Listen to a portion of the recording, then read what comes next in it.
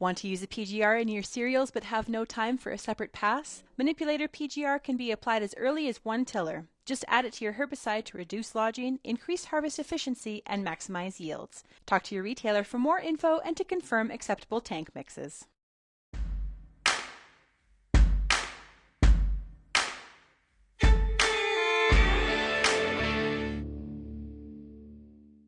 Shaun Haney, your host here on Real Ag Radio, here on Agronomic Monday. I'm joined by Peter Wheatfeed Johnson. Now, I was in Minnesota on the weekend. I was in St. Cloud, Minnesota, and I was watching my oldest son play college baseball. It was a beautiful weather. Like, it was, I had worn jeans and a long sleeve t-shirt on Saturday for the doubleheader, and I was overdressed. Like people were in shorts. Okay, so Wow. springs here in Minnesota, and it was a beautiful weekend. It was interesting during, of course, what do good baseball parents do at a doubleheader? Well, you tailgate, and so I was tailgating with some of my fellow University of Mary parents, and there was a couple parents there from Minnesota that had made the drive from Minneapolis down to St. Cloud, and corn planting came up, and one of the dads said, I saw a corn planter rolling through the field middle of April in Minnesota. That seems crazy. Now, I looked at the USDA's crop progress report. It hasn't even registered. Minnesota corn planting last week was at zero. Okay, we haven't even registered one yet. Then I see a tweet on Sunday from Alex Peterson, who's a Pioneer Strategic Account Manager out of Redwood Falls, Minnesota. And he put out a tweet with a graph talking about early planting of crops in Minnesota. Are those farmers that potentially are putting corn in right now, are they getting way ahead of themselves, Pete?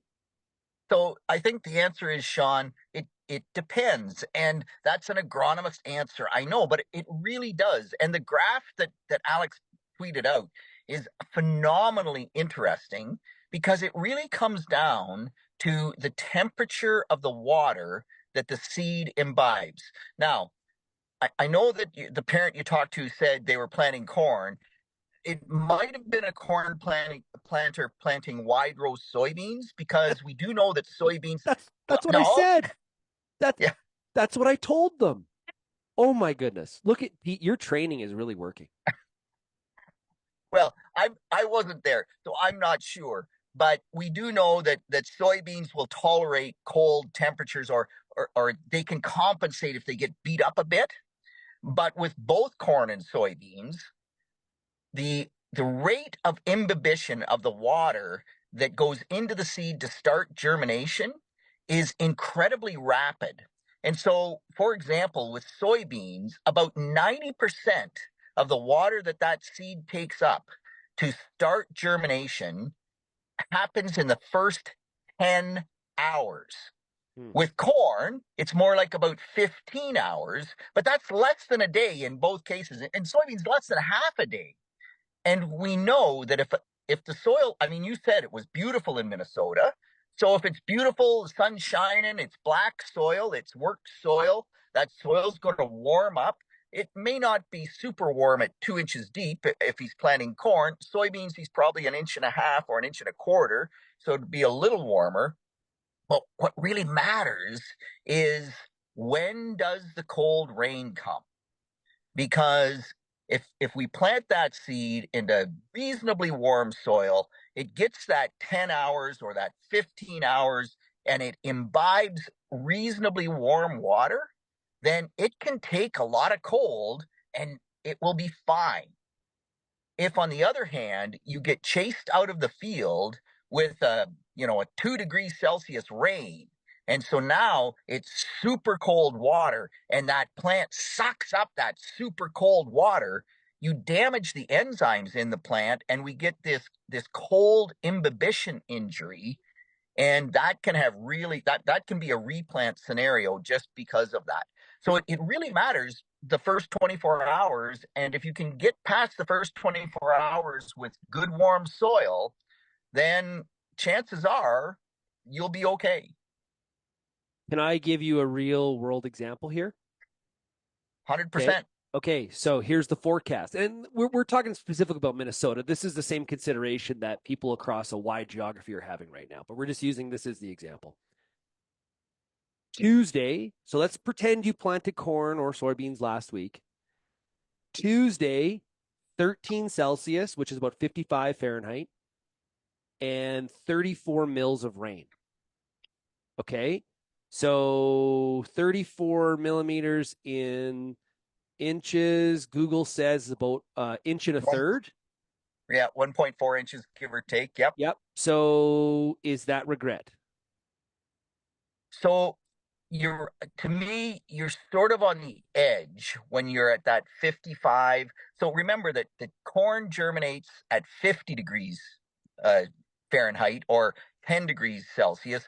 Soybeans, we typically say about 12 Celsius or 55 Fahrenheit. Oh, so you're So right on if the it's edge. exactly, you're right on the edge of whether or not that, and if that's the air temperature, is because the rain is coming from up high, is it actually colder than the air temperature? And so it is really on the edge. Are you in trouble or not?